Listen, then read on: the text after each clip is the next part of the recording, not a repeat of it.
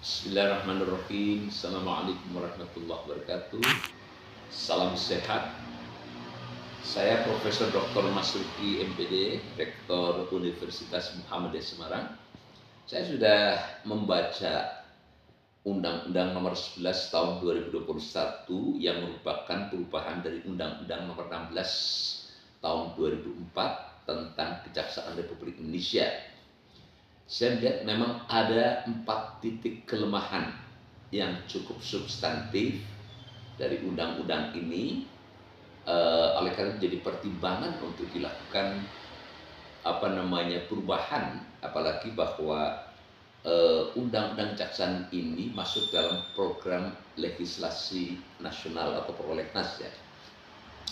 Pertama adalah pasal 8 ayat 5 yang mengatakan dalam melaksanakan tugas dan wewenangnya, pemanggilan, pemeriksaan, penggeledahan, penangkapan, dan penahanan terhadap jaksa hanya dapat dilakukan atas izin jaksa agung. Nah, pasal ini seperti memberikan hak imunitas ya pada seorang jaksa, sehingga profesionalisme jaksa itu dipertaruhkan. Karena apa? Seolah-olah dilindungi, ada bumper yang namanya jaksa agung, dan ini bernuansa sangat politis.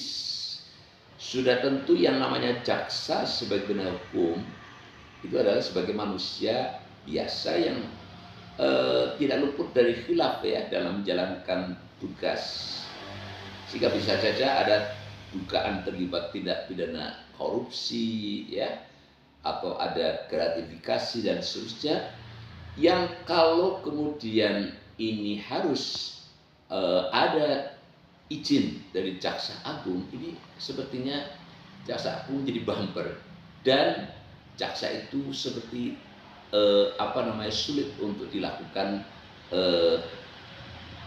pemeriksaan ya. Nah, ini sudah tentu berbeda dengan hakim, polisi, dan advokat yang sama-sama pada hukum.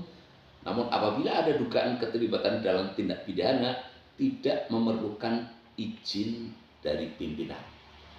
Ini yang pertama, kelemahan pertama.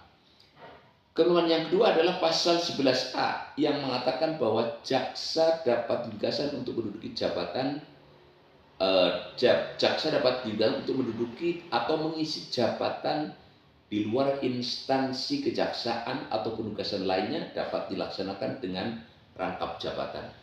Wah, apalagi pasal ini sangat tidak tidak kondusif dalam pandangan saya. Karena apa? Diperbolehkannya rangkap jabatan jaksa itu berpotensi terjadinya penyalahgunaan wewenang dan juga tidak dapat bekerja secara profesional ya. Dan dimungkinkan juga terjadi apa yang disebut dengan conflict of interest. Yang kedua, dan yang nomor 3 saya catat di sini pada pasal 30B. Di sini dikatakan bahwa dalam bidang intelijen penegakan hukum, kejaksaan berwenang A. menyelenggarakan fungsi penyelidikan, B. menciptakan kondisi yang mendukung dan mengamankan pelaksanaan pembangunan. Nah, kita tahu bersama bahwa wewenang utama kejaksaan itu sebenarnya kan adalah sebagai penuntut umum di pengadilan, ya. Titik, penuntut umum di pengadilan. Jadi dengan adanya tambahan kewenangan dalam rangka penyidikan, terlebih lagi ada cipta kondisi pelaksanaan pembangunan, ini telah menjadikan kejaksaan sebagai institusi yang super power dalam sistem hukum di Indonesia.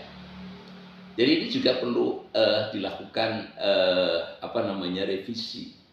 Karena apa? Kita sudah paham bahwa ada kepolisian ya yang sudah tentu diberikan tugas untuk melakukan penyelidikan dan penyidikan. Kalaupun itu tidak tindak pidana khusus, juga ada lembaga khusus yang berwenang sebagai penyidik, dan penyidik sesuai dengan peraturan perundang-undangan. Nah, ini yang keempat, belum adanya sistem pengawasan yang ketat ya. Jadi dalam Undang-Undang Nomor 11 2021 ini berikan banyak tambahan kewenangan kejaksaan, tapi belum tampak pengawasan yang ketat seiring dengan kewenangan yang saya anggap sebagai superpower itu. Seperti kita tahu bahwa pengawasan eksternal ada komisi kejaksaan dan pengawasan internal ada Jamwas yang masih belum optimal dalam menjalankan tugas dan fungsinya. Ini 4 hal yang menurut saya merupakan kelemahan yang ada pada Undang-Undang Nomor 11 Tahun 2021 yang saya kira harus selayaknya untuk dilakukan revisi secara proporsional. Dan kita tahu bahwa sekali lagi revisi Undang-Undang Kejaksaan yang merupakan huruf 2 ini masuk dalam program legislasi nasional di tahun 2025. Sekian apa yang bisa saya petik 4 keberlemahan ini dari Undang-Undang Tentang Kejaksaan.